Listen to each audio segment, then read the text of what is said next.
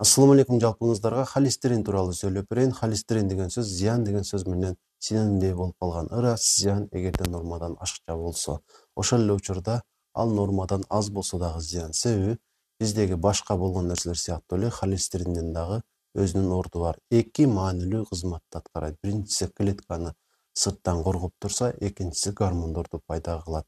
Эгерде жетишсиз болуп калса, бизде холестерин анда бир топ көйгөйлөр пайда болушу мүмкүн, ден соолукка байланыштуу. Ошол себептен аларды жакшы көрүш керек, жаман көрбөш керек. Эми холестериндин түрлөрү тууралуу айта кетейин. 3 түрдүү холестерин бар негизинен. Биринчиси триглицерид, экинчиси липопротеид высокой плотности и липопротеид низкой плотности. Ушул 3 түрдүү холестерин бар.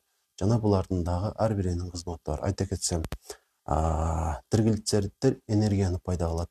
Высокой плотность менен низкий плотностьты жакшы жана жаман холестерин деп атап жүрөбүз. Ооба, эгерде жакшы холестериндин кызматын айтып турган болсом, ал клеткадан боорго холестеринди кайра ташыйт. Ал эми начар холестерин болсо клеткадан клеткага ташыйт. Жана булардын дагы ар биринин биздин каныбызда өлчөмү болуп турат, нормасы болуп турат. Ошого токтолуп кетейин. Жалпы холестерин 5-2 миллимоль на литрден ашпоосу керек. Триглицериддер 1,7ден. Ал эми начар холестериндин өлчөмү болсо 3,5дан ашпаганы жакшы. Ал эми жакшы холестерин болсо көбүрөөк болгону жакшы, бирок 1ден ашыкча болуш керек. Жана ушул өлчөмдөрдөн ашыкча же жетишсиз болчу болсо, сөзсүз түрдө ден соолукка байланыштуу көйгөйлөр жаралат. Негизи жетишсиздиги анчалык эле көйгөйлүү эмес, анткени тез эле ордун кайра толуктап алат. Ал эми ашыкча болчу болсо, көйгөйлөр пайда болушу мүмкүн. Эң начар ушул холестерин, өйдөдө айткандай эле начар холестерин, липопротеид низкой плотности. Себеби бул көп чыкса нормадан, анда кан тамырларда атеросклероз тагыраак, тосук деп койсок болот, пайда болот дагы, бара-бара ал инфаркт жана инсульт ооруларына алып барышы мүмкүн. Ошол себептен эң биринчи кезекте ушул холестериндин өлчөмүн көзөмөлдөшүбүз керек. Кантип көзөмөлдөйбүз?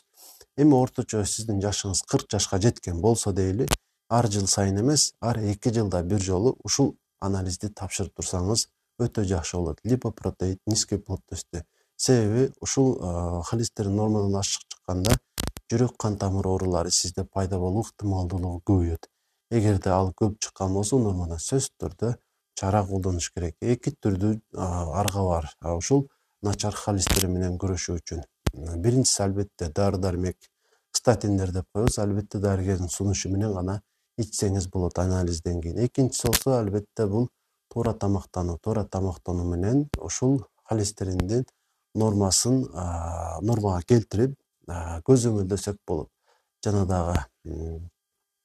дагы айта турган болсом, холестериндерди көзөмөлдөө менен сиз бир топ оорулардын алдын аласыз. Айта кетсем, аларды нормадан ашырбасаңыз, семирүү көйгөйү сизде болбойт, чоң курсактуулук көйгөйү сизде болбойт. Анан албетте жүрөк кан тамыр оорулары, стенокардия, инфаркт, инсульт жана дагы башка зыяндуу таасирлерден сакталган болосуз. Ошол себептен мүмкүн болушунча өйдөдө айтылган көрсөтмөгө таянганы аракет кылыңыз. 40 жаштан өткөн болсоңуз, 2 жылда бир жолу ар бир эле лабораторияда бул анализдер бар. Липопротеид низкой плотности деген анализди тапшырып, аны дарыгериңизге көрсөтүп туруңуз. Болбосо өзүңүздө эле референтный значение деген жагы бар, анан сиздин результатыңыз бар.